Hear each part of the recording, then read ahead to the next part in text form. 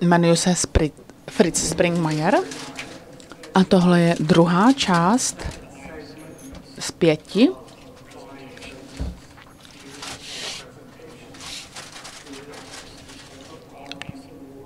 Který se pořádá, tato prezentace se pořádá pod patronátem Pražské ceny míru v krásné Praze. A je spousta věcí, za které můžeme být v životě vděční, takže každý den bychom chtěli poděkovat za život. Chceme se radovat. V životě se přihodí spousta věcí, které nás mohou o radost připravit a také o naději. Ale v té chvíli je v našem životě důležitý Bůh. V první části jsem hovořil o moci lásky a naděje a víry. A v této prezentaci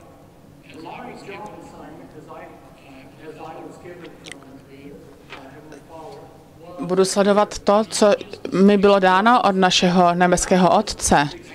2 věci. Odhalovat zlo a dávat naději.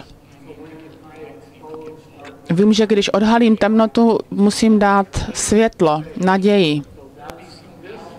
A tak i v této prezentaci bych chtěl tuto rovnováhu zachovat. Chtěl bych říct něco, na začátku bych chtěl říct něco o síle lásky. Možná i vy jste byli inspirováni.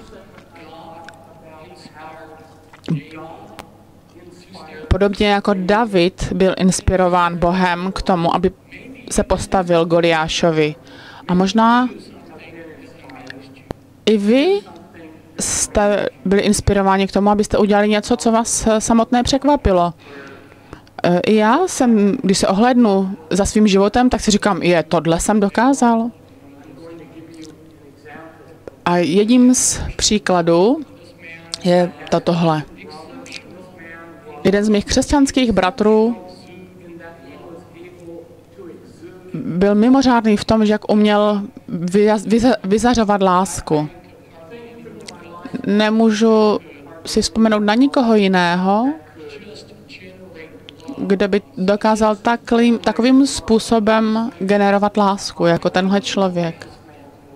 A jednou jsem hrál basketbal a přišel tento bratr a úplně jsem cítil jeho lásku. A to mě úplně zvedlo. Vůbec jsem to neplánoval, jenom se to stalo. A jenom přítomnost té lásky mě tak inspirovala. A o tom hovoří mnozí mystici. Vstoupil jsem do zóny. A podařilo se mi umístit 60 košů. Bez jediné chyby. Pořád jsem střílel. A jakmile jsem si to uvědomil jsem si, že láska nám dodává obrovskou sílu. I vy máte schopnost dodat takovou sílu ostatním lidem. Můžete vy jim dát tu lásku. Možná někdo vedle vás nemá dobrý den. Prostě jenom to, že mu řeknete něco hezkého nebo ho obejmete, tak to změní. Na druhé straně, když žijeme v negativních emocích, takové emoce krmí našeho nepřítele a našim tělům škodí.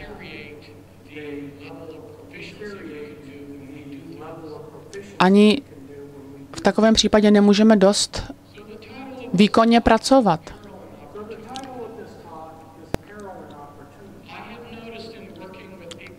Já jsem pracoval s lidmi, kteří přežili kontrolu mysli iluminátů a zjistil jsem bez ohledu na to, kolik mučení zažili, tak jsem zjistil, že každý člověk má ducha, kterému dal Bůh a toho nelze zlomit.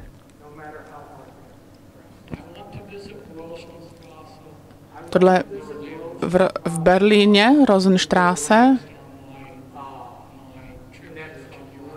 a to bude další místo, kam pojedu. A to je velice zvláštní místo. Co se tam stalo? Možná víte, když ne, tak vám to řeknu. Po bitvě u Stalingradu, což byla první velká porážka německých sil v Rusku, Gestapo a SS se rozhodlo, že zničí poslední hrstku Židů v Berlíně. A Židů je v systému spousta. A myslí si, když udělám to, co systém potřebuje, tak jsem v bezpečí. A tihle Židové pracovali v továrně a oni tam pomáhali vlastně Němcům ve válce. A oni tam přišli a vzali je z té továrny a poslali je do Osvětimi. A nastala spontánní revolta tisíce žen v Berlíně. Některé z nich byly ženy těchto Židů, kteří byli odvlečeni, ale některé byly prostě lidé, kterým se nelíbilo, co se stalo. A sešli se tady a začali skandovat, dejte nám naše muže zpátky. A přišlo SS s automatickými zbraněmi a asi tak 1000 žen, které tam byly, začaly utíkat jako myši. O pár minut později, když už tam ti SSáci nebyli, tak se zase sešli a znovu začali skandovat. A nacistické úřady nikdy neočekávali, že by lidé mohli takhle povstat. A nakonec po pár dnech se vzdali, dokonce přivedli zpátky některé Židy z koncentračních táborů.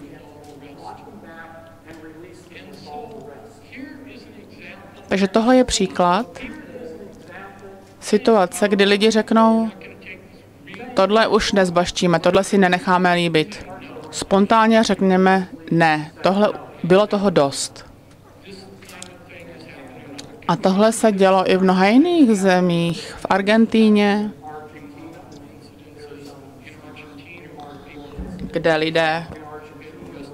kde lidi zavřeli a nakonec je také pustili. Takže duch člověka se nikdy nevzdá svobody bez ohledu na to, jak je utlačován. Chtěl jsem najít příklady z historie, kdy lidé měli radost. A ty chvíle jsem chtěl ukázat dalším lidem. A byl jsem překvapen, když jsem prošel historii a říkal jsem si, kde můžeme najít lidi, kteří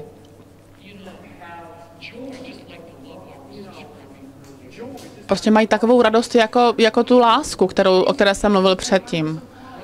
A místo v historii, kde jsem našel lidi, kteří se nejvíc radují, tak to byli černí otroci, kteří zpívají černošské spirituály. A oni při práci si zpívali a slova těch písní byly z Bible, ale byly to příběhy o tom, jak například Mojžíš osvobodil otroky z Egypta a pro ně to znamenalo, že i oni budou jednoho dne osvobozeni. Tohle to je příklad, který nám může dát hodně odvahy. A tato dáma, Harriet Tubman, ona spoustu otroků osvobodila. A ona říkala, osvobodila jsem tisíc otroků A mohla jsem jich osvobodit ještě o 1000 víc, kdyby ale věděli, že jsou otroky. A otroci tehdy neměli kontrolovanou řízenou mysl, ale dneska existují miliony lidí, kteří ani nevědí, že jsou otroky, protože jsou v programu kontroly mysli.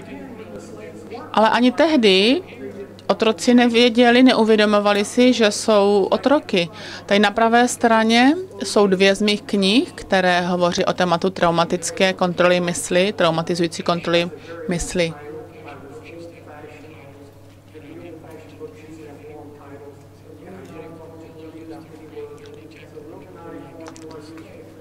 Takže to je kniha, která se nazývá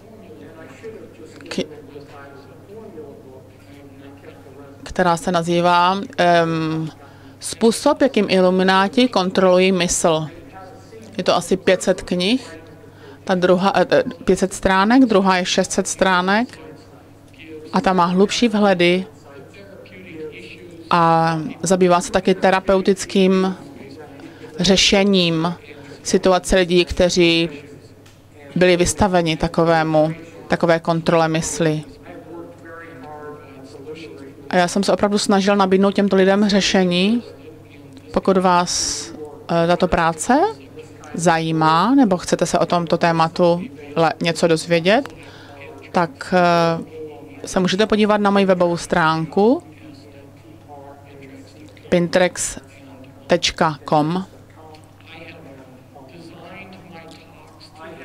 Dnešní moje proslovy jsem chtěl postavit tak, abych neopakoval věci, které už jsem jednou v minulosti říkal. A proto tady odkazuju na své knihy nebo videa, které už moji práci zachytili. Stejně jako včera na tomto jevišti promlouval David Icke a jeho prezentace byla dobrá, velmi dlouhá a on ukazoval, jak ta politicky korektní realita, že není vlastně realitou. Že to je realita, která nás má zotročit. Čili existuje mnoho věcí, na které se můžeme podívat a už o tom nemusíme znovu mluvit. A radši budu mluvit o jiných věcech. A ukážu vám, kde se můžete dozvědět víc.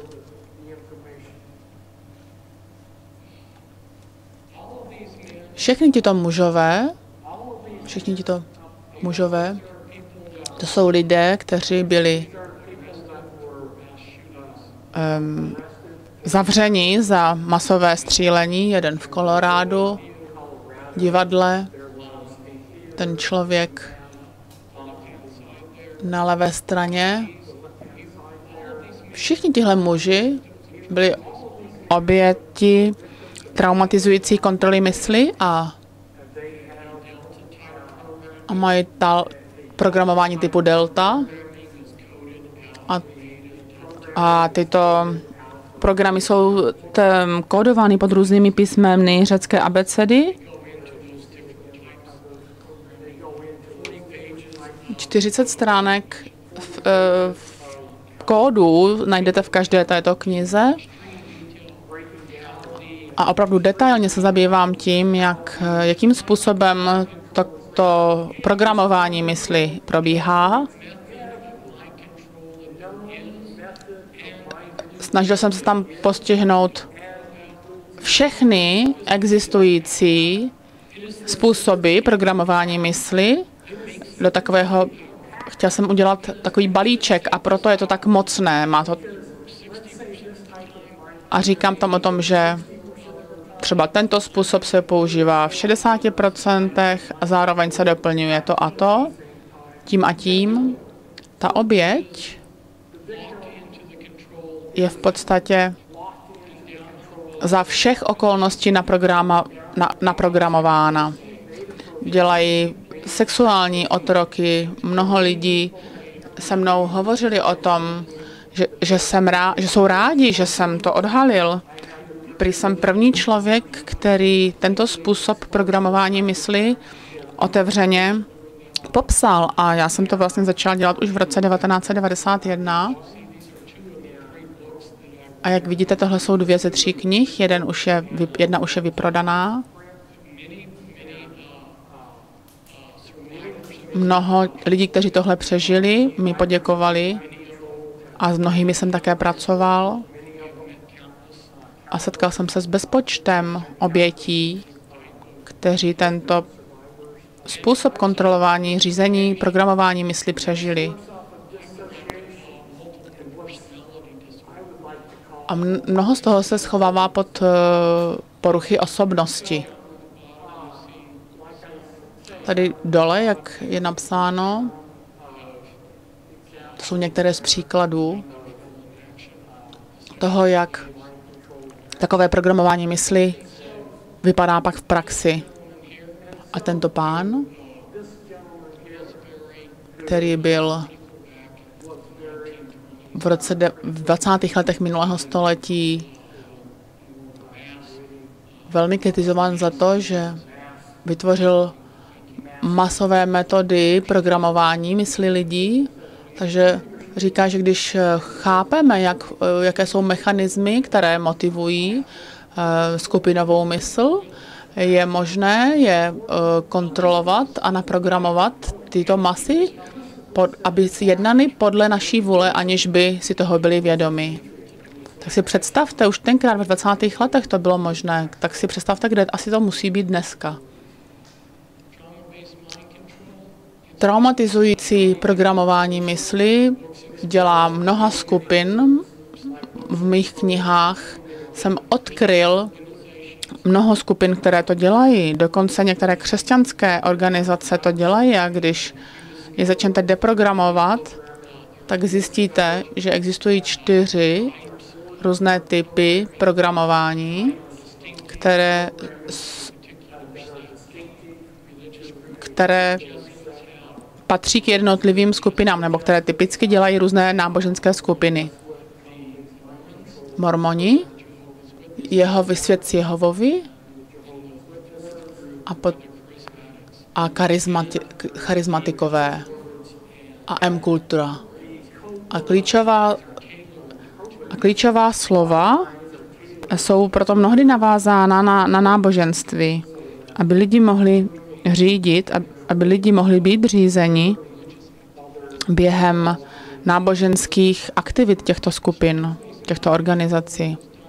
Toto traumatizující programování mysli, které dělala CIA a říkali to MK Ultra a některé lidi v CIA byli úplně zhrozeni a chtěli světu odtajnit dokumenty, aby si veřejnost lépe uvědomila, co se děje. Takže teď je několik tisíc odtajněných dokumenty, tohle jsou jedny z nich.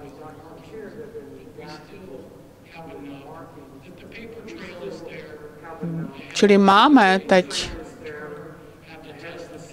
opravdu dostatečné zdroje pro to, aby třeba se tyto věci řešily i v kongresu. Tohle není žádná konspirační teorie, to je historie. O tomhle bych mohl mluvit velmi dlouho, ale protože už jsem o tomto hovořil v mnohých interviewech v rádiích a na YouTube a ve svých knihách poměrně podrobně, tak už se tomu opravdu nebudu tak hluboce věnovat, protože ti vyšetřovatelé a ti, kteří o tohle mají zájem, tak můžou ty informace najít. Je jenom rychle tedy. Poté, co jsem po letech práce se rozhodl tomu říkat traumatizující, možná to není tak úplně přesný popis, spíš se mělo jednat o to, že to je založeno na strachu. Trauma tam je jenom proto, aby způsobilo strach. Vlevo dole je obrázek, který namalovala jedna z žen, která prošla programování mysli u iluminátů. Je to o tom, jakým způsobem to ovlivnilo její mysl. A tady je obrázek, který ukazuje jeden z programů, kterým programovali její hlubší mysl, který dehumanizovali a během toho programu udělali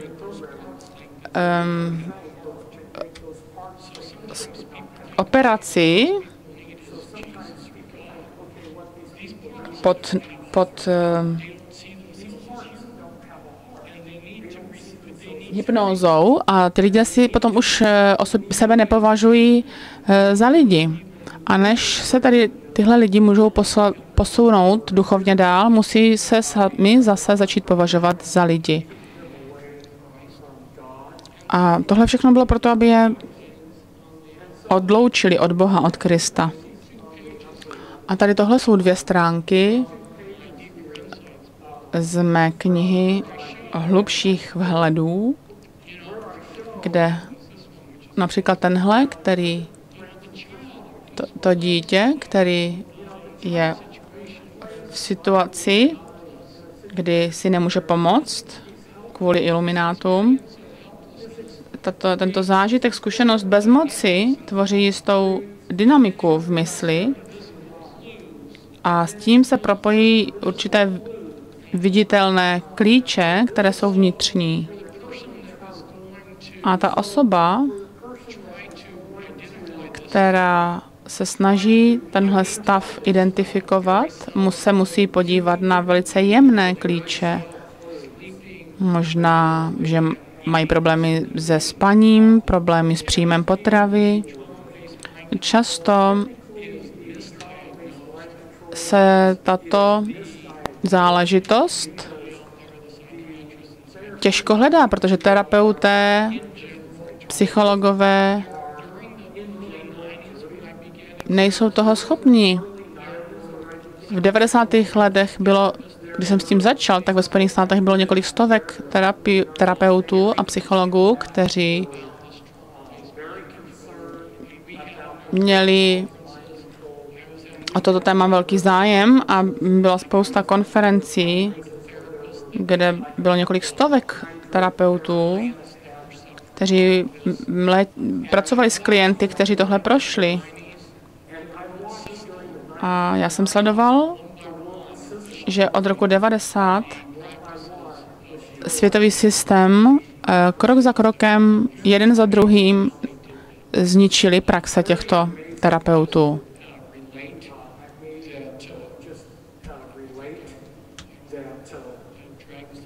Asi to nechci moc natahovat, chci, aby to tak jakoby zapadlo. Chci, aby to trvalo asi hodinu a půl. V Portlandu byl člověk, který léčil pacienty, kteří prošli traumatizujícím programováním mysli. Ona měla pacienta, který byl iluminát, který měl zničit její kariéru. A to je všechno propojeno s lidi se syndromem falešné paměti. A tato dobrá terapeutka bez toho, aby si něco pamatovala, že byly to všechno lži a soud, který nebyl spravedlivý, tak řekl, že žádná ze stran o tom nesmí hovořit. Jinými slovy, ta psycholožka, která byla souzena, nesměla o tom případu s nikým hovořit, kromě obhájce. A ta druhá strana, která také nesměla o tom hovořit, tak ta druhá strana oslovila tisk a v našich portlandských novinách udělali hlavní takový příběh, kde tuhletu terapeutku úplně znemožnili a ona se nemohla ochránit, protože měla nařízenou mlčenlivost. A to ji úplně zničilo. Takže jenom výjimečně pár lidí se tomu věnuje a v rámci týdne, každý týden chodí nějaký lidi, kteří chtějí, abych jim pomáhal, ale já tady nemůžu pomoct stovkám lidí, kteří trpí. A oni prostě jenom prosí upěnlivě, aby jim někdo pomohl, aby jim někdo pomohl. A první věc, kterou potřebuje, je bezpečné místo a to jim opravdu dát nemůžu.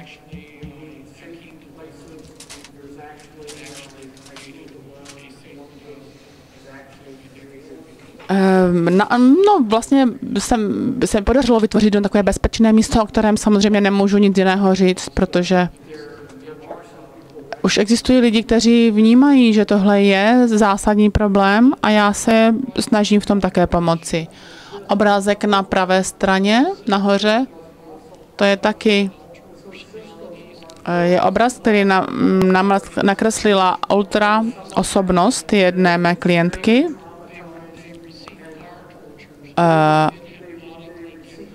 Oni byli dehumanizováni pomocí různých metod. A všichni tyhle lidé jsou velice známí po celém světě. Ted Bundy, to byl sériový vrah, znásilnil spoustu žen a byl z iluminátského domova pocházel a byl obětí traumatizujícího programování mysli. Tady ten další člověk navíc ještě pracoval se CIA, byl členem satanického kultu a on a ženy v jeho kultu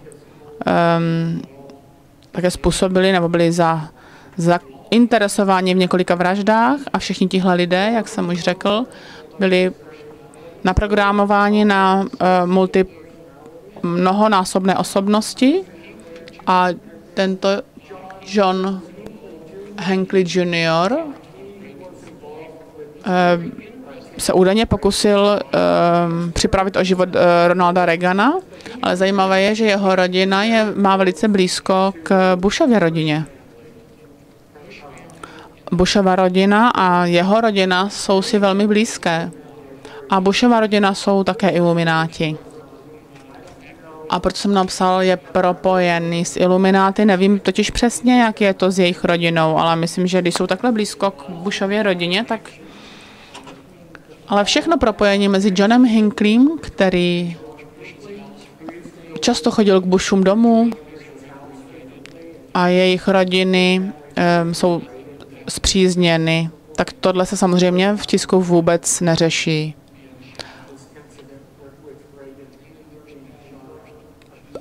Patty Hearst, ta je také z rodiny iluminátský a také prošla traumatizujícím programováním mysli. A všichni tyto lidé mají poruchu osobnosti.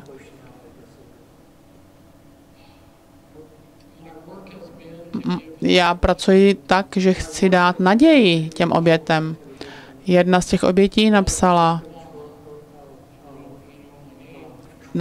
znáte moje jméno, ne můj příběh. Vidíte můj úsměv, ne moji bolest, vidíte mé řezné rány, nevidíte moje jizvy, vidíte, můžete vidět, co říkají mé rty, ale nevíte, co říká moje mysl. Když jsem pracoval s obětmi traumatizující programování mysli, tak někdy to bylo i pro mě úplně neúnosné, to, co se jim stalo. Úplně jsem to nemohl ani snést. Tohle je člen iluminátů, Zbigněv Březinský, velice známá, velmi citát. Za chvíli bude veřejnost neschopna rozumně myslet. Jedině budou schopni papouškovat informace, které slyšeli předešlý večer ve zprávách. Někteří tyto lidé,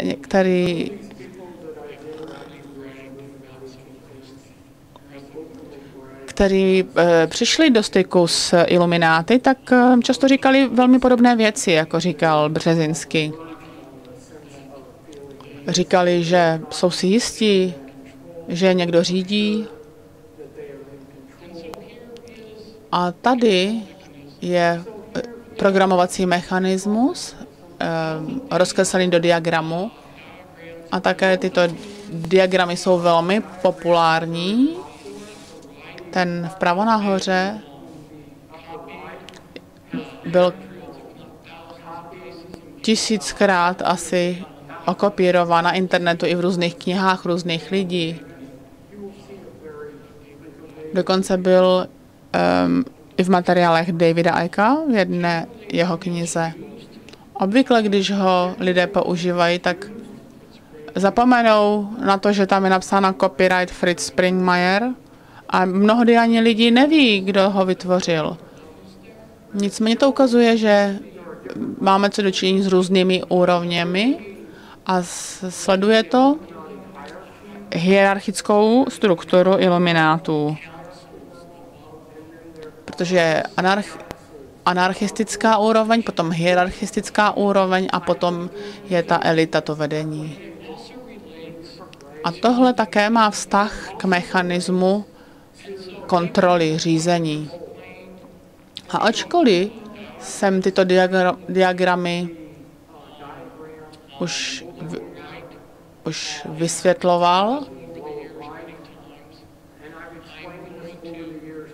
stejně zase vysvětlím, protože jejich chápání je opravdu zásadní k pochopení toho mechanismu. Četl jsem gnostický text jednou, kniha, kterou někdo si přečte jenom jednou za pár set let. Ani si nepamatuju, jak se jmenovala.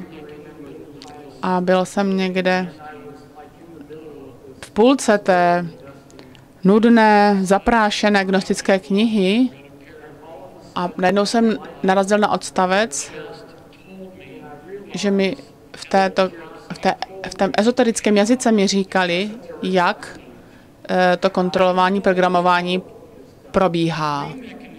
Jsou tam 3 mechanismy. Za první řeknou, že mají skrytou nějakou vědomost. A vědomosti jsou moc. Protože to znamená, že mají nějaké tajemství. Vím něco, které vám řekne něco tajného a budete mít potom velkou moc.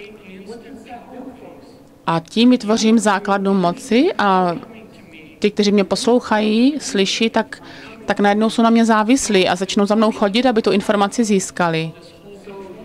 Takže první část je, že vy najednou jste závislí na tom, abyste tuhle skrytou znalost, dovednost, vědomost získali.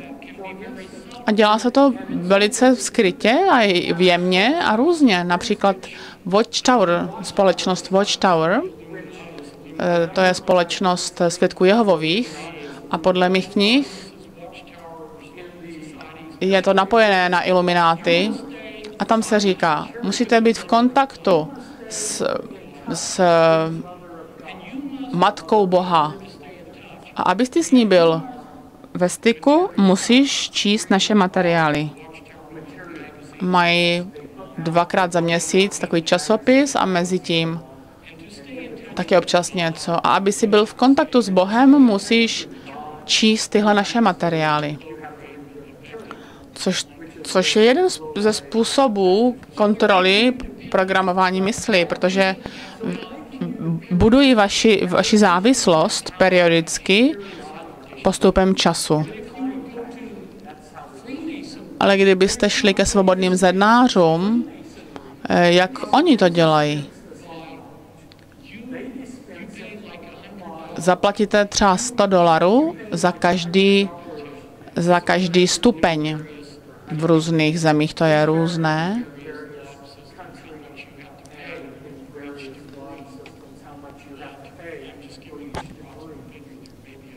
ale je to tak jako zhruba. A vy to platíte? Když jste iniciováni a zaplatíte si ten stupeň, tak oni vám tu skrytou znalost dají. A to je ta druhá možnost. A navíc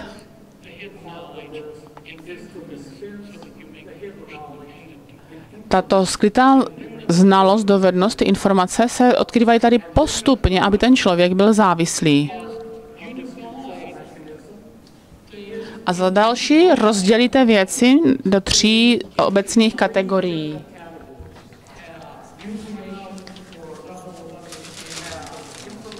Máte informace na úrovni vědomí pro masy a potom máte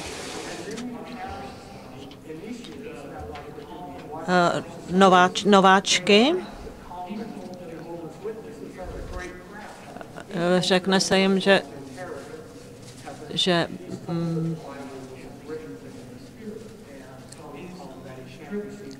takže on nemůže se pohybovat někam dál a je závislý na těch svých nadřízených.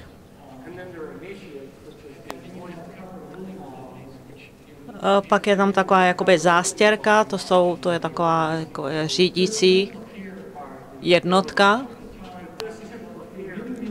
A tohle platí v mnoha různých organizacích a ukázat vám, že tenhle vzorec se používá opakovaně u nejrůznějších organizacích a náboženství, v církvích. A někdy, jako u CUT, to ještě rozdělí dál. Některé sekce ještě dál rozdělí, jako třeba ta spodní třetina je pro běžné masy. Možná to ještě rozdělí na dalších 5 nebo 10 skupin. Ale tenhle ten obecný vzorec, zjistil jsem, že se opravdu používá opakovaně. Podívejme se na katolickou církev.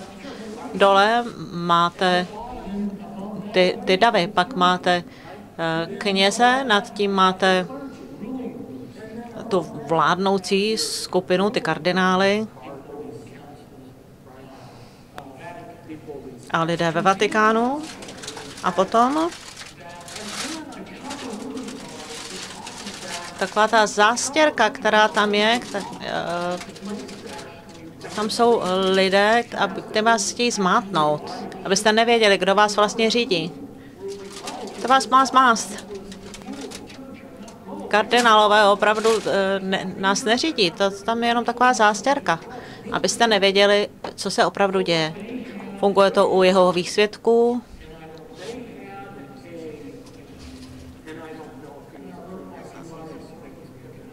Když jsem psal svou knihu v roce 1991, tak prezident Strážné věže byl Pretty Friends a bylo mu 99 let. Říká se, že byl svobodný zednář.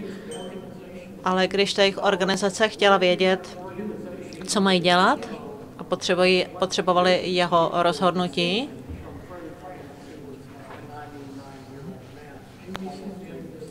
tak tam poslali nějaké lidi,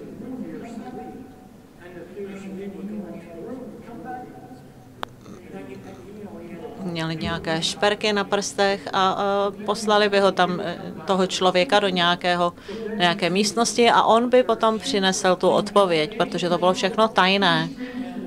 A ti, kteří tahají za ty nitky, to jsou opravdu ilumináti. A každá tahleta pyramida může být jiná skupina, jiné náboženství.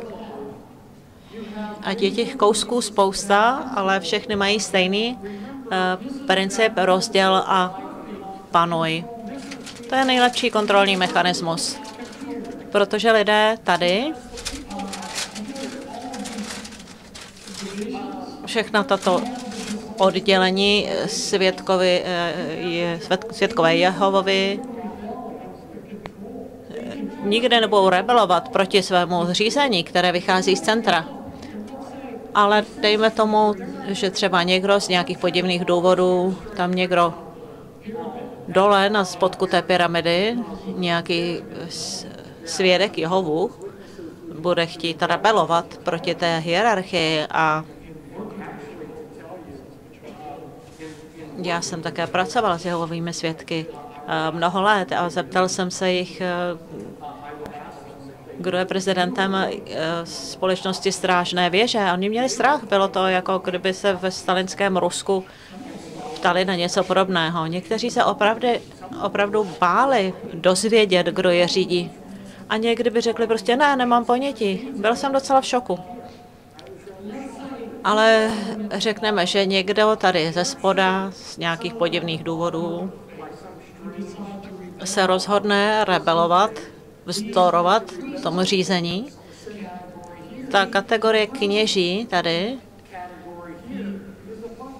taková pufrovací zóna, která chrání tu vyšší hierarchii uprostřed.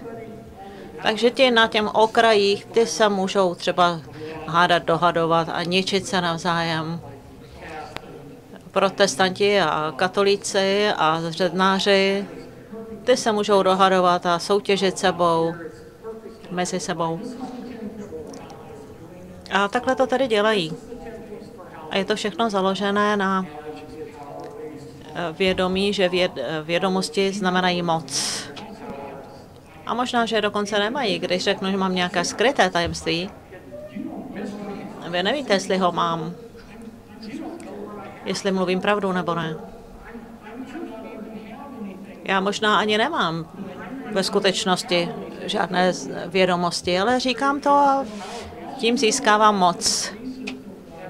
Takže když postupujete k vrcholu té pyramidy, jako třeba u svobodných zednářů, termíny jsou redefinovány. Když začnete na spodu té pyramidy, většina zednářů jsou tady. To je ta modrá lože, ta další je červená lože.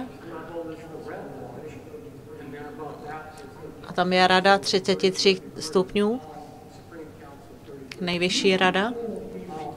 A když začnete, řeknou vám, že to G na kompasu znamená Bůh, jako God. A když se posunete výš, tak vám řeknou G je jako gnóze, tajné vědomí, tajné vědomosti. A když se posunete ještě výše, to je další princip, který se týká reproduktivní sexuality, ovšem perverzní, kde máte získávat duchovní sílu z obtěžování malých chlapců.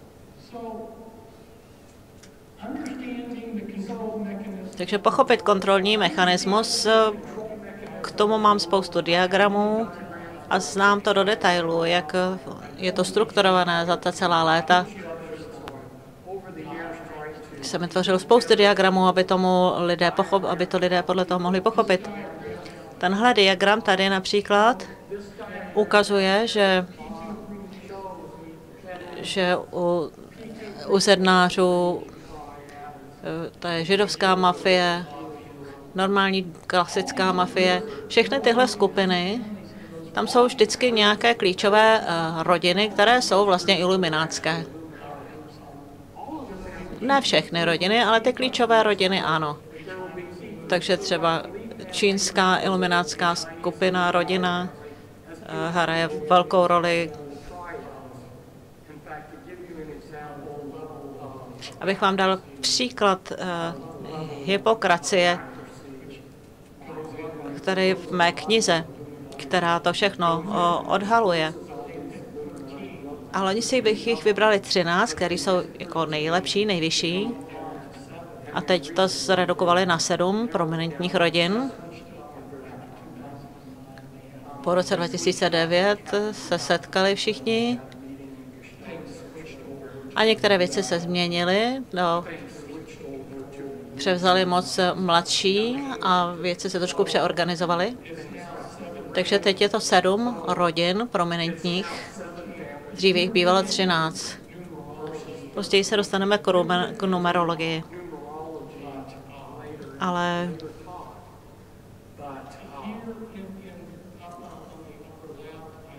tady nalevo, nahoře napravo. Tam můžu přidat další věci, to je, jak ovlivňují zásoby jídla a obilí. To jsou společnosti, které fungují po celém světě. Monsanto určitě znáte a mají velkou moc. Římský klub, už jsem jistě zmiňoval. A mnoho těchto organizací ustanovili a je to mnoho metod a já se pokouším to vysvětlit na svých přednáškách, na diagramech. Takže když se vrátím k tomuhle, k té triádě. Možná víte, že jsem byl odsouzen k 8 letům ve federálním vězení.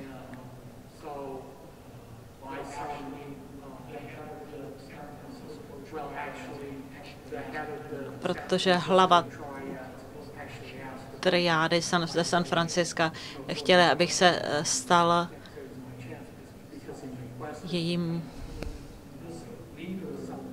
její společnou duší a já jsem to odmítl.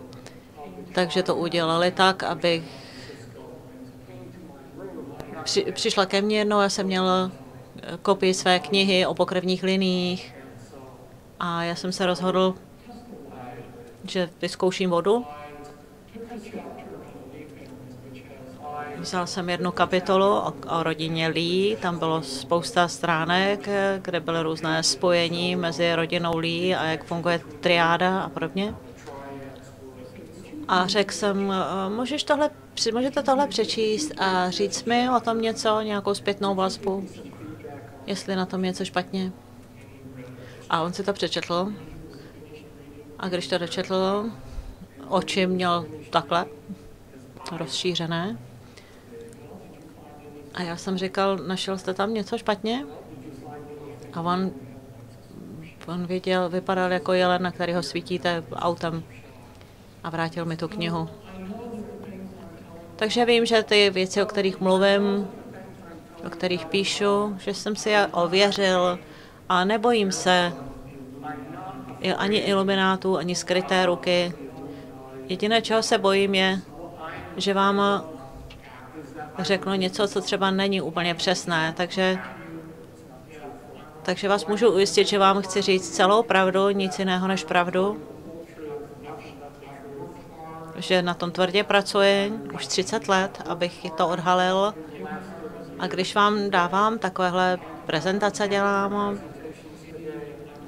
možná, že někdy udělám třeba nějakou chybu, někdy se přeřeknu, ale věřte mi, že vám chci říct jenom to, co je opravdu pravda.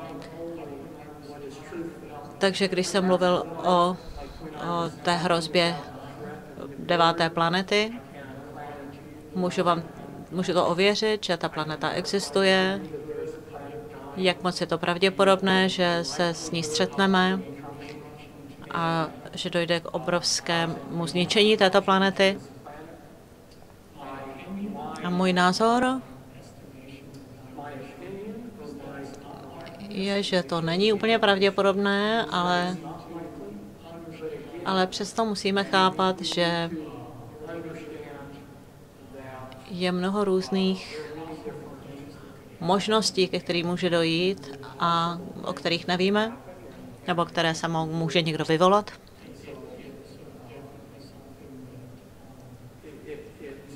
Takže je to rozhodně něco, co se může stát.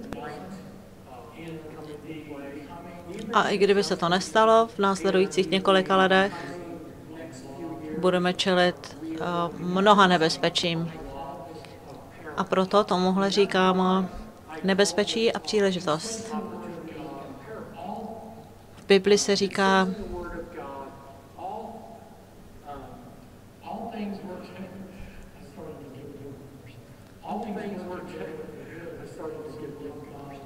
všechny věci dopadnou dopadnou dobře pro ty, kteří věří v Boha a pracují pro něj. Takže já jsem si to všechno ověřil, všechna ta fakta. A ten fakt, že tady stojím před vámi, vám ukáže, že když pracujete s vírou, věci dopadnou dobře. Já jsem byl ve vězení, jsem za to velmi vděčný. Stalo se mnoho dobrých věcí díky tomu. Není to příliš pohodlné být ve vězení, ale naučil jsem se spoustu věcí jsem viděl. A zase vracíme se k tomu, že vám chci dát naději a říct vám praktická řešení. Musíme sami vzít svůj život do svých rukou, využít toho času, který je nám dán. Teď to musíme udělat. Právě teď je ten jediný čas, ve kterém můžete komunikovat s Bohem. Ne v minulosti, ne v budoucnosti, teď. Využijte svůj čas. Převezměte řízení nad svým životem. Pokud to neuděláte, začne vás život kontrolovat vás. A to se stává lidem. Dám vám příklad. Paní Stewardová, Martha Stewardová je prominentní osoba, možná jste o ní slyšeli. Dostala 3 měsíce v ženském táboře. To je to nejlehčí trest, nejlehčí vězení. A úplně se rozpadla. A viděl jsem spoustu lidí jako ona. To byli lidi, kteří v životě nepřišli do styku s žádným problémem. Všechno jim šlo hladce a když potom je potká nějaká taková situace, tak se úplně rozpadnou. Co chybí? Co jí chybělo? Něco, co všichni musíme mít. Já jsem byl ve vězení 8 měsíců a vymluvil jsem spoustě lidí sebevraždu, kteří tam byli taky. Přežil jsem to. Jak jsem to dokázal? Protože moje mysl uchopila ten čas tak, abych ho dobře využil. Jednu věc, kterou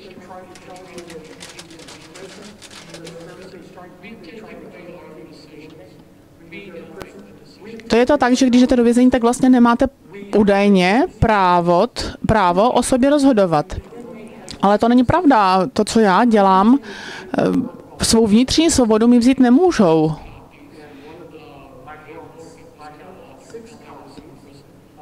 Šest knih, na kterých jsem se podílel za tu dobu, kdy jsem byl ve vězení, tak některé z nich byly i přeloženy. Nebylo jich vytištěno mnoho, ale stejně si myslím, že často lidé mají knihy jenom jako do sbírky. Ale já jsem ve vězení dál pracoval. Jsem nechtěla, aby mi vzali ještě můj život a aby si mysleli, že mě můžou řídit. Je mi jedno, kým jste, jestli jste otrokem nebo kým jste. Pořád můžete řídit svůj život a rozhodovat o svém životě. Jsou lidé, kteří unikli iluminátům a přesně tohle dokázali. Čili tady mám islám, judaismus, katolické náboženství a tak dále. To jsou otevřená náboženství. Ty kostely, ty další jejich setkání jsou otevřené. A pak tady na druhé straně tyto společnosti, je to jako ta cibule, než se dostanete dovnitř, tak ty společnosti jsou stále tajnější a tajnější. Všichni máme nějaké potřeby. A ilumináti velice účinně zjistili, jaké ty potřeby jsou a snažili se je zneužít. Oni fungují z pravdy, z lásky, spravedlnosti. To jsou věci, které udržují celý vesmír. Jsou to příspěvky Boha do vesmíru. Ale tyhle ty věci se zmanipulují, převrátí a tak vznikne systém kontroly. Tohle jsem získal svatým odhalením, ale dostal jsem to i od někoho jiného, od jednoho bankéře. A on si uvědomil, že v určitém momentu svého života, byl to bankéř v New Yorku, že nechce být členem, součástí toho spolku, té sekty, té tajné ruky a hledal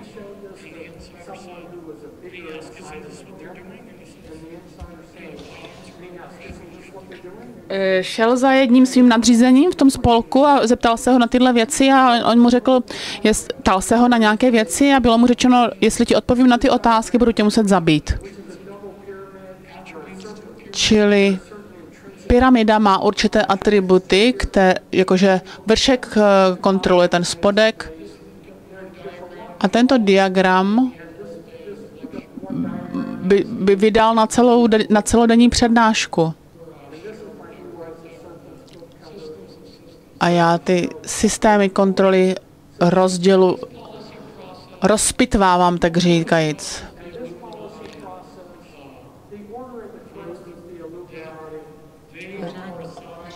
Řád hledání, to je jedna součástí iluminátů, které je tam 40, 20, 10, 5letý plán. Oni plánují věci dlouho dopředu, jako mafiáni.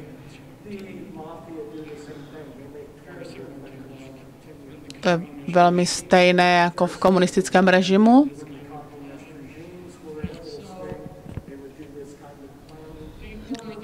Takže řád hledání má věci, které má v plánu, které si naplánovali, a tohle je proces, kterým se řídí ve Spojených státech, ale takhle to je jinde. A tohle trvá asi 20 let. Rozhodování o těch různých záležitostech, rozhodování o tom, co chtějí dělat.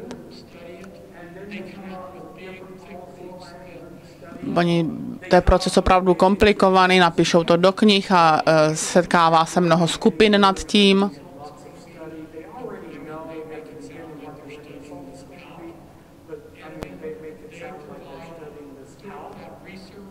Tento průzkum nebo tento proces nechají prozkoumat odborníky z různých oblastí, třeba i právníkům a tak dále, aby opravdu si zajistili, že ten plán bude proveditelný a bude dokonalý. A tohle jsou skupiny tohoto řádu v různých zemích. Někteří lidé, kteří vedou třeba tu ruskou skupinu, pracují pro NATO, pracují pro západní skupiny, jako třeba trilaterální komise a tak dále. Takže když se podíváme na to, co se děje v putinovském Rusku, tak bychom řekli, no tohle nemá s ilumináty nic společného. Protože Putin říká, že chce s ilumináty bojovat a tak. A jsem rád, že Putin je nacionalistou. Já mám nacionalisty rád třeba.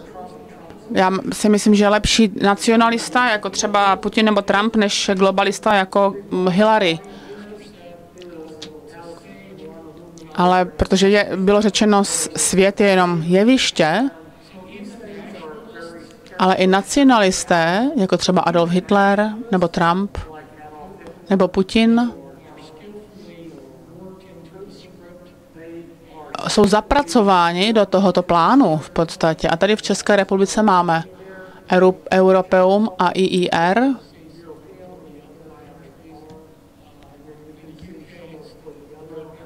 Ve Spojeném království je to Královský institut pro mezinárodní záležitosti, ale samozřejmě je jich mnohem víc. Jenom jsem vám chtěl ukázat, že tuhle problematiku dobře znám a že ta metodika implementace jejich plánů je opravdu důkladná a že probíhá na globální úrovni.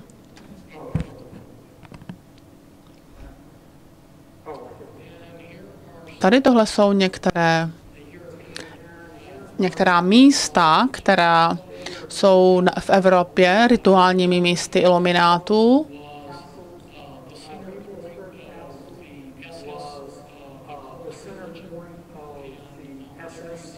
Tady vidíte hrad Wevelburg, tam je černé slunce. A v něm probíhaly některé rituály na vysoké úrovni SS. Jedna z žen, které jsem pomáhal s tím, aby se zbavila následku programování, tak ona tam byla součástí nějakého luciferského ceremoniálu.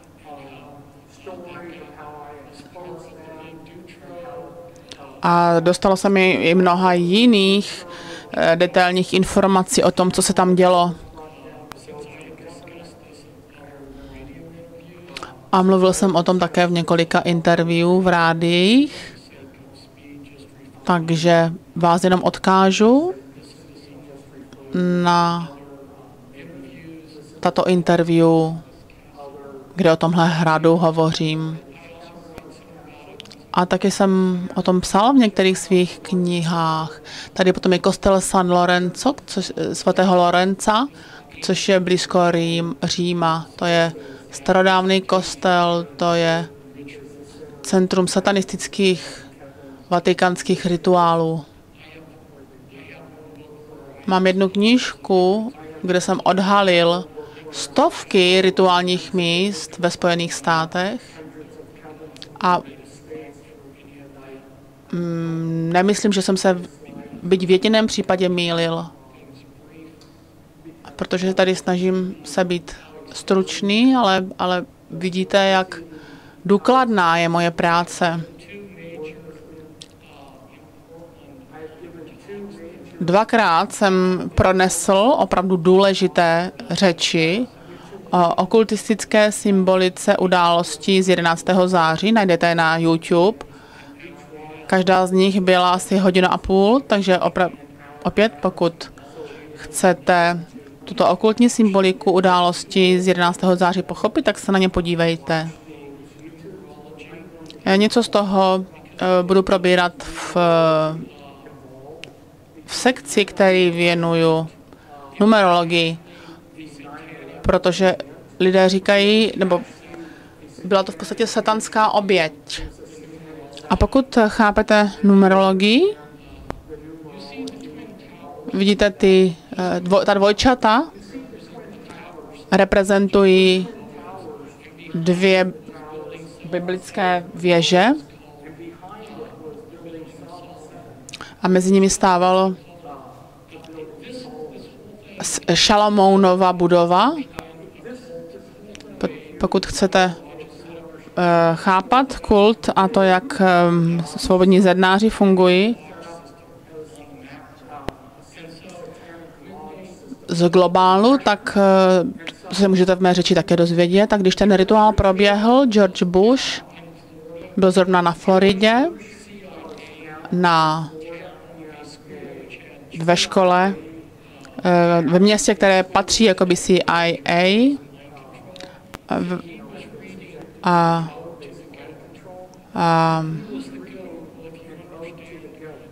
četl tam nějaký proslov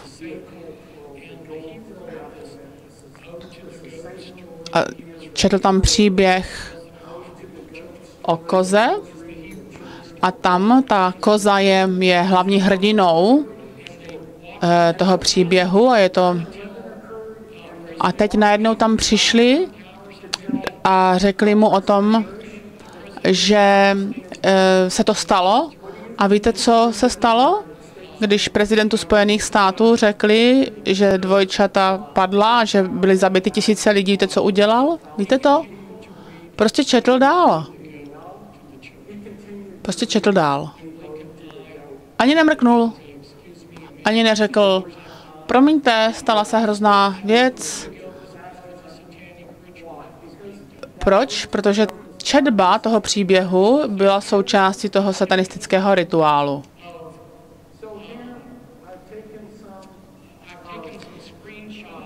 Nafotil jsem tady nějaké součásti mé řeči a ukazuju tady, jak pentagram s tou kozou je důležitý a že ta koza musí být uprostřed toho pentagramu a že vlastně takto probíhá ten satanistický rituál. A tady ukazuju obrazy, které se týkají zednářské lože. A tohle je kostel. Tady máte ta dvojčata na začátku. Vypadá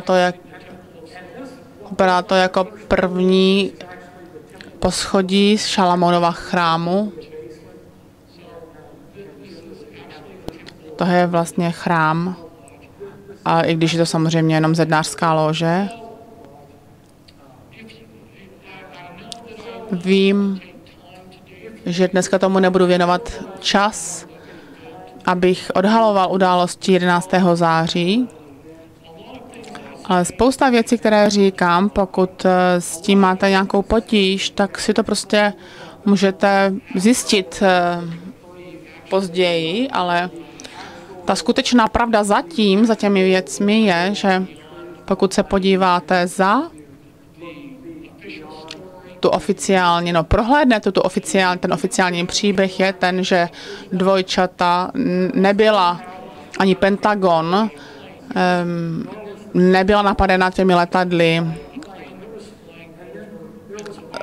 Údajně bylo také nějaké letadlo, které letělo nad Pensylvánií a narazilo do země. Prostě to asi spolkla země. A pak tam byl ještě jedno další letadlo v téhle frašce. A každé tyto lety byly nějak očíslovány. A všechna tato čísla mají vysokou důležitost pro význam každého toho letu. A pokud začnete rozumět číslům té numerologii, najednou vám začne neskakovat husí kůže, protože pochopíte, jak těchto 3000 lidí, kteří byli zabiti v New Yorku, že to byla satanistická oběť. 5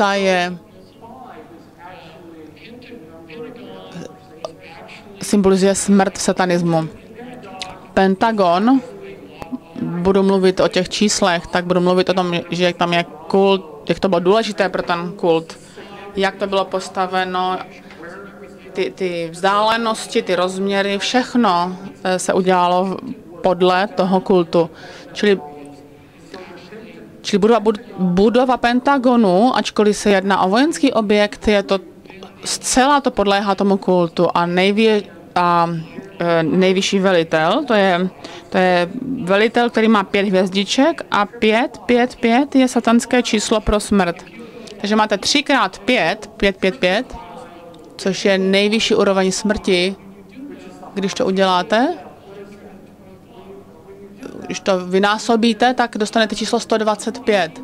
Čili kolik lidí bylo zabito údajně v letadle, které narazilo do Pentagonu. Bylo to 125, nebo 5/3, 125 lidí, což je nejvyšší úroveň. A Pentagon, tam bylo nějaké letadlo, které tam létalo A to letadlo mělo značku Venuše 77. Čili Lucifer tam létal a snažil se to všechno řídit. Bezpečnostní kamery přes ulici zjistili, že tam byl nějaký člověk, který to způsobil, že nešlo o letadlo, které pak jakože zmizelo. Let, který údajně narazil do Pentagonu, byl let 77. Pokud si podíváte do satanistických knih, zjistíte, že 77 je koza z Mendézu, mendéská koza. To, co je zajímavé, je, že aby se ten rituál mohl odehrát, musí být uprostřed toho pentagramu, tedy i třeba pentagonu, musí tam být ta koza. Takže let 77 šel do toho pentagonu, čili koza se dostala do pentagonu. Pak tam byly ještě 2 lety, které údajně narazily do těch dvojčat. Jeden byl let 11 a jeden byl let 175. Obě tato čísla jsou kultovní čísla, která znamenají vysoký rituál. 11 znamená kouzlo satanistické operace a 75 je invokace satanská. Takže tato čísla jsou takhle důležitá. Pokud byste se ponořili do satanismu, zjistili byste, že 93, je číslo, které dávají na dopisy a to znamená posíláme zprávu. Takže let 93, to byl ten let, který letěl nad Pensylvánií. A co byla ta zpráva? Údajně zpráva toho letu byla taková, že ti pasažéři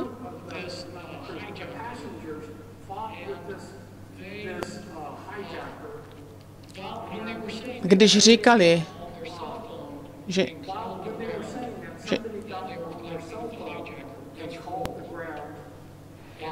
tak bojovali s tím únoscem a prý někdo údajně volal mobilem a řekl, jdeme na to.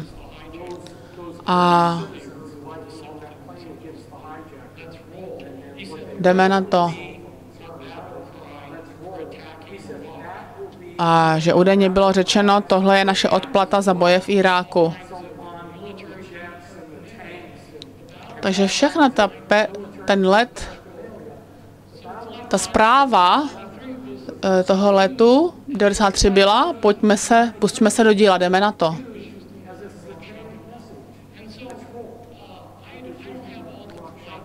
Nemám tady všechny ty lety, ještě tady byly 2 lety. A tam samozřejmě bychom našli taky satanistická čísla, která tam zapadají. Tohle je ve Washingtonu DC, je používán pro rituály svobodných zednářů i iluminátů a tohle je člověk, který v Bavorsku v několika posledních měsících se snaží snaží se o odhalení pradávných iluminátských dokumentů. Takže pokračujeme a získáváme stále nové informace. A teď bych chtěl říct něco o velkých plánech řádu hledání. A tady jsem to jenom shrnul. Podrobněji o tom mluvit nebudu, spíš tak jakoby kompaktně, aby to bylo. Ten nový světový řád připomíná to, o čem hovoří proroctví Bible. Jedna vláda světová, jedna měna, náboženství a vůdce. Protože já jsem pracoval s lidmi, kteří prošli programování mysli iluminátů, tak jenom několika slovy to probíhá. Plán iluminátů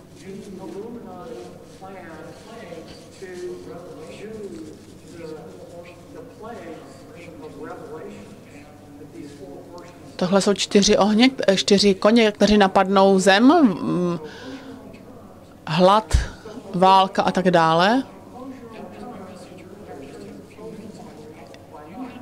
Jak jsem řekl před několika okamžiky, musíme převzít kontrolu nad svým životem. Tihle 4 jezdci to dokážou. A tohle už jsem jednou měl v jednom svém show, protože jsem si to vyfotil na billboardu v Číně. A když jsem přistál na letišti v Praze, tak jsem tam viděl stejný obrázek. Když teď tady mluvíme, tak americký dolar padá a už bylo mnohokrát v mnohých schůzkách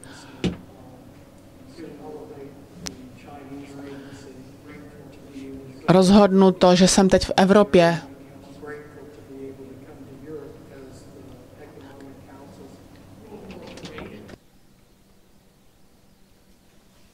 Třetí světová válka. Možná jedna věc,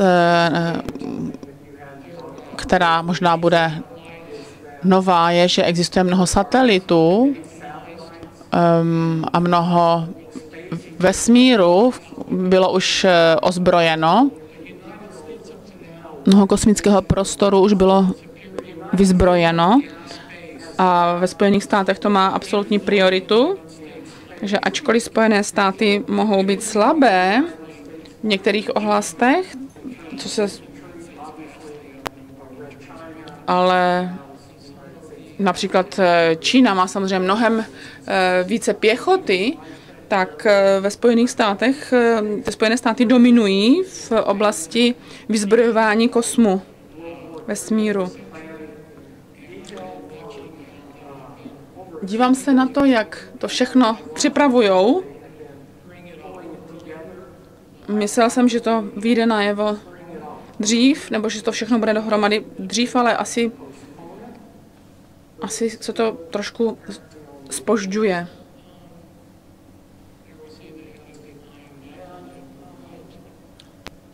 To je šéfka Mezinárodního měnového fondu.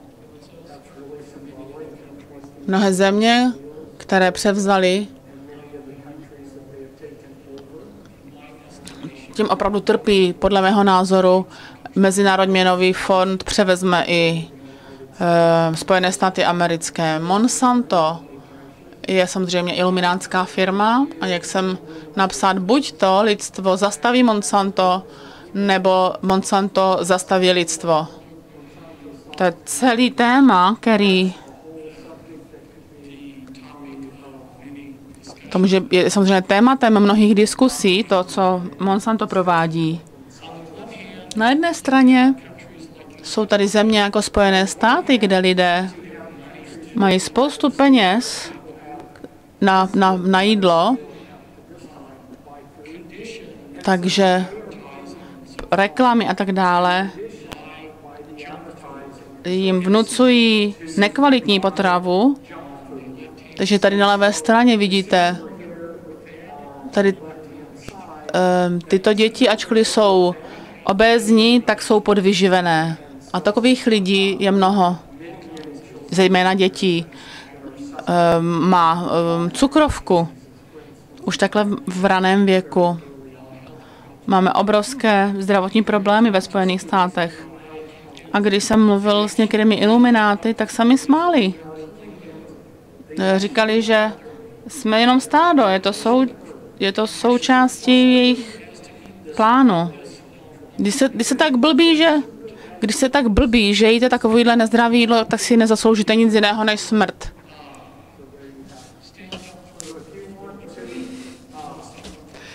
Pokud chcete se vzastat svobody a lidských práv, starejte se o své zdraví.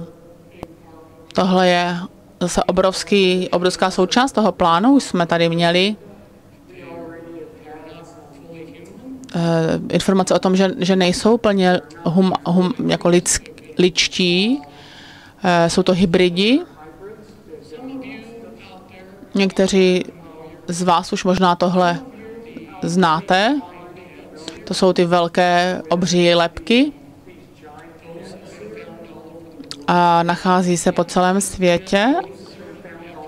A všechny kosti obrů, například ve Smithsonianském institutu, se je snaží zničit. Proč? Protože to ukazuje na něco, o čem hovoří staré svitky, o tom, že mezi lidi přišli padlí andělé a společně s lidmi vytvořili takovou rasu novou. A chci říct tady něco ještě důležitého. Slovo Boží říká, že hřích je všude.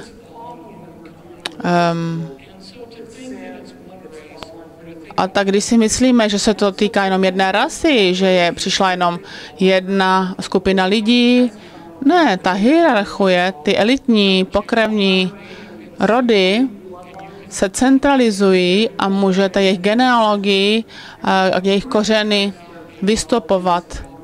Mluvíme o univerzálním problému. Na světě jsou portály a o tom můžeme taky mluvit dlouho, o těch portálech a o tom, jak tyto entity pracují a jakým způsobem vstupují do interakce. Jak s mnohými kulturami. Tady v Nepálu jim říkají nety, Saskavači jim říkají, každá kultura má nějakou jiný název pro ně. Když jsem ještě byl kluk, tak to byla první věc, kterou jsem začal studovat, protože jsme s otcem šli na Mount Everest, nešel jsem nahoru, ale dostali jsme se do určité úrovně a tam mají ty příběhy o Yetim.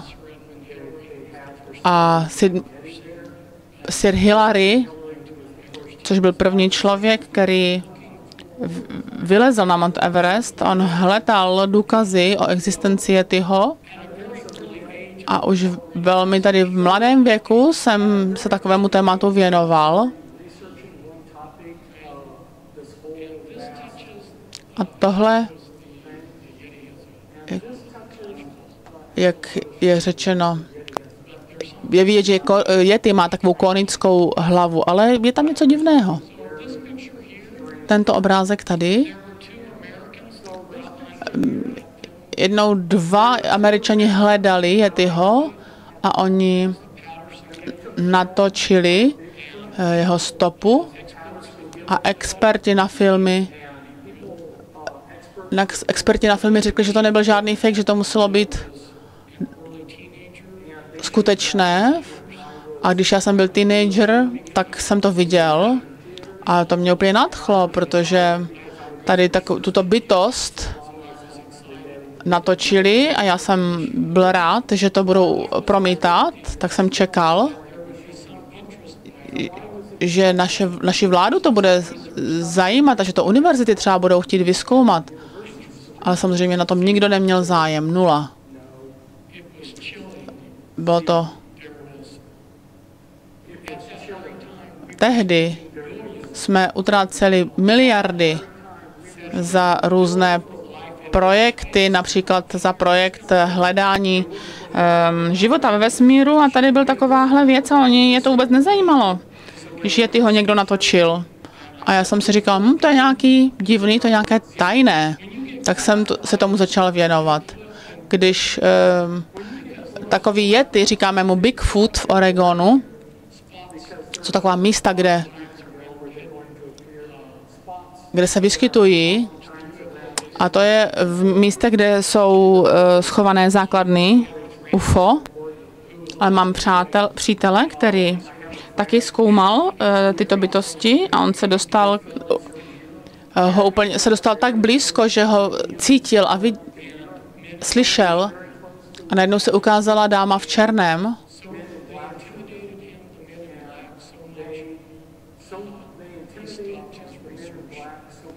A ukázal se tam nějaký člověk v černém a provedl nějaké věci, které tady toho mého známého odradili od dalšího hledání.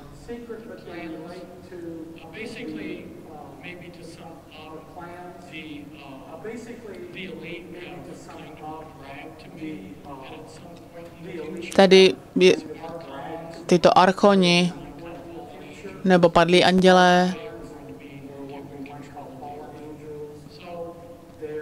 možná někdo se domnívá, že převezmou vládu nad světem, abychom to tady řekli jiným způsobem. Lidé, kteří jsou součástí iluminátů, v podstatě jenom obchodují s lidskou rasou, protože tenhle celý plán je proti lidstvu. A jak je to špatné v Americe už? Mnoho let po tom, co jsem byl propuštěn z vězení, tak jsem o tom nemluvil, protože tam je ve vězení spousta lidí, kteří opravdu nejsou příjemní. Já jsem nikdy nevěděl, jestli se tam zase nevrátím, takže jsem se o těch podmínkách nezmiňoval, ale teď se to dostalo do fáze, kdy o tom začínám mluvit teprve. Situace je tak špatná a tohle nikde neuslyšíte v mainstreamových médiích. Jsou ne všude, ale jsou místa ve Spojených státech, kde situace je tak špatná, jako v nacistických koncentračních táborech. A něco vám tady ukážu. Tohle je v Chicagu. To je jedno vězení, je to tajné vězení v centru města. A policie v Chicagu prostě sbírají lidi na ulicích a asi 9 000 lidí v téhle budově zmizelo a už o nich nikdo nebylo ani vidu, ani slechu. Pár lidí se podařilo uniknout. Říkají, že tam často jsou lidé umučeni k smrti. A o těch lidech, které se berou na ulici, tak oni nemají o tom žádné záznamy. Vím, kde v té budově mají tam učící zařízení a většina z těch lidí odsud nikdy nevyjde. A takhle je to ve Spojených státech špatné. A tady jsou tábory od roku 1990 jsem odhaluji, že máme stovky koncentračních táborů. Odhaluji, že společnost Gunderson v Portlandu je jednou z firem, která vyrábí auta, kterými dovážejí vězně do těchto táborů a mají tam pouta přivařená na těch autech a tak dále. Všechno to, co mnozí lidé jako já, můžete si to představit.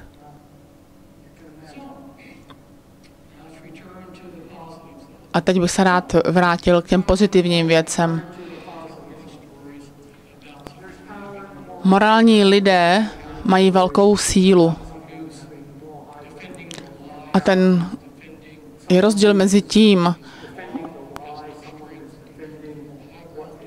kdo má morální hodnoty a ten, kdo nemá, tak mezi nimi je velký rozdíl. A takoví lidé, kteří mají morální hodnoty, že to jsou síly dobra a protože tito lidé existují, tak i proto tady já stojím. Ale to jsou lidé, kteří proti kterým stál celý světový systém. A svými činy nám ukázali, že můžeme se postavit za dobro. Všechno, co děláme, je volba mezi smrtí a životem. A nabídl jsem vám život i smrt a vyberte si život. Buďte tou změnou, kterou chcete vidět ve světě.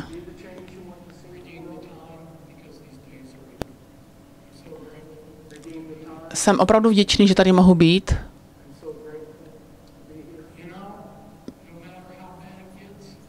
Bez ohledu na to, jak se věci špatně vyvíjejí, je lepší být aktivní a pracovat proti tomu, než být pasivní. Protože když něco děláte, je mnohem jednodušší se s tím nějak poprat. Děkuji vám.